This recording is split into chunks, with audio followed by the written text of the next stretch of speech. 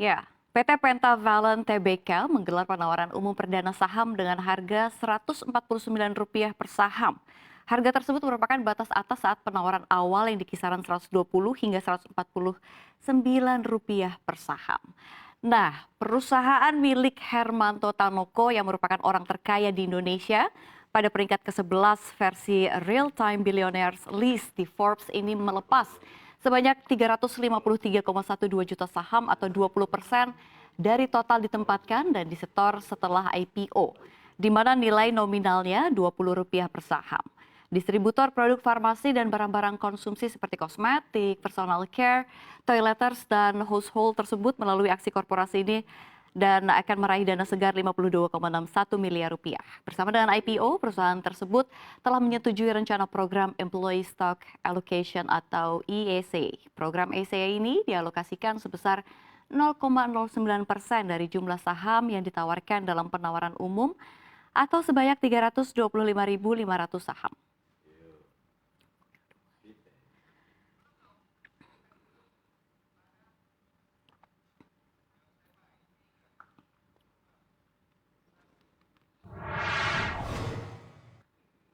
Calon emiten milik Taipan Hermanto Tanoko, PT Pentavalent Tbk atau PV, segera melantai di Bursa Efek Indonesia. Sebelumnya Hermanto Tanoko ini sudah sukses ya meng-IPO-kan sejumlah perusahaannya seperti Avia, Cak, dan Rise. Jadi bisa dibilang PV ini masuk ke dalam grup besar ya. Biasanya memang kalau saham yang masuk ke dalam grup-grup besar ini sahamnya akan dijaga ya, nggak sampai gocap lah ya kira-kira. Walaupun di historinya ada juga nih yang masuk grup besar sahamnya sempat kegocap. Tapi coba kita lihat dulu deh outlook perusahaan ini dari prospektus yang telah dirilis PV. Kita akan bahas dalam Fundamental Pundit, emiten Crazy Rich Surabaya Hermanto Tanoko siap IPO. Kita lihat slide yang pertama. Iya, memasuki masa penawaran umum, PV mematok harga penawaran sebesar Rp149 per lembar saham.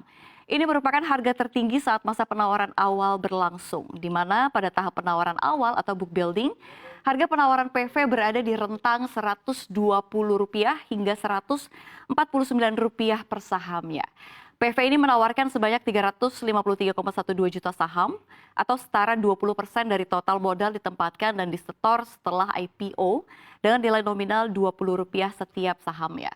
Dalam prospektusnya, perseroan akan meraih dana IPO sekitar Rp52,61 miliar. Ya, nggak besar juga ya. Tapi kita lihat slide berikutnya. Ya, setelah mendapatkan dana IPO, PV akan berubah atau berupaya begitu ya untuk mendukung kegiatan operasional dan pengembangan bisnis PV ke depannya. Antara lain untuk biaya operasional seperti biaya angkut, biaya kantor, biaya penjualan, biaya sewa, pembelian barang dagang, dan pelunasan utang usaha kepada pemasok. Ya, bersama dengan IPO, PV ini juga menggelar program alokasi saham kepada karyawan alias Employee Stock Allocation atau ESA dengan alokasi 0,09% dari jumlah saham yang ditawarkan dalam IPO sebanyak 325.500 unit saham. Sebagai informasi, ini Pentavalent merupakan distributor produk-produk farmasi dan barang-barang konsumsi seperti kosmetik, personal care, toileters, dan household di Indonesia melalui 34 cabang dengan jangkauan nasional.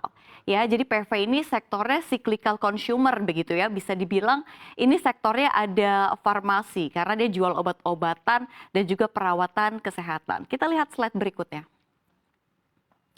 Ya, kalau kita lihat begitu ya laporan keuangan PV ini dari liability dari Juli 2020, 2001 dan pertama kita lihat 2019 dulu dan 2020. Dari 2019 kita lihat ada 317 miliar, lalu liabilitas dari 2020 308, lanjut lagi ke 2021 naik 448 miliar dan di 2020 juga di per 31 Juli 514 miliar. Kalau kita lihat ekuitas ada di 2019 dari 94 miliar rupiah ke 2020 per 31 Juli ini naik di 135 miliar. Kita lihat laba bersihnya juga dari 30 Desember 2019 ini ada 4 miliar ya. Dan kalau kita lihat laba bersih 2022 469 juta. Ini kita lihat agak menurun ya. Dan kalau kita lihat laba bersihnya ini di 2021 21 M dan di 2020 naik 10 M. Kita lihat total aset dari PV dari 30 Desember 2019 dari 412 miliar ini per Desember 2019 dan kita lihat total aset di 31 Juli per 2021 563 miliar. Dan kita lihat slide berikutnya. Ya, berdasarkan laporan keuangan yang disajikan dalam prospektus, kinerja PV ini bisa dibilang mulai membaik begitu ya, seperti yang tadi saya bacakan begitu ya. Khusus di 2021 pertumbuhan bisnis tercatat naik signifikan setelah sebelumnya dari 2019 ke 2020. Justru profit perusahaan juga anjlok. Itu bisa jadi pada saat itu dipengaruhi kondisi lockdown. Dan kalau kita lihat tadi nih ya, rasio keuangan PV nilai buku terakhir ada di kisaran 95. Nah, jika nanti PV dilepas pada di level harga 120, ini maka PBV dari PV ini berkisar 1,2 kali. Ini termasuk murah ya kalau dibandingkan emiten farmasi lain yang PVB-nya udah tinggi-tinggi juga. Dan kalau kita lihat PR-nya juga ya, untuk PR-nya juga ini juga lumayan oke nih, ini 17 kali. Masih terbilang murah dengan harga IPO-nya nanti. Kalau kita lihat dari PV justru juga agak sedikit berbahaya nih ya. Karena memang kalau kita lihat rasio ini membandingkan ekuitas dan utang ini adalah sebesar 3,81%.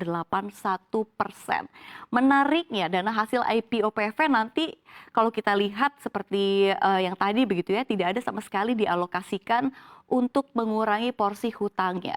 Ya, tapi mungkin itu karena mungkin di distributor begitu ya. Jadi kemungkinan besar hutangnya itu adalah titip jual.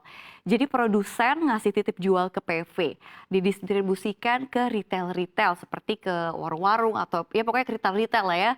Jadi nanti setelah uang masuk baru si PV ini ngelunasin si pemasoknya. Jadi itu yang mungkin menyebabkan rasio utang terhadap ekuitas PV juga besar, juga agak besar begitu ya. Ya, dan itu kalau kita lihat, jadi itu merupakan hutang titip jual. Ini 3,81 kali ya maksud saya. Dan 381%. Dan kalau DER-nya cukup besar, ini biasanya suka berat nih bagi dividennya ya. Karena memang perseroan sebenarnya mentingin bayar utang dulu.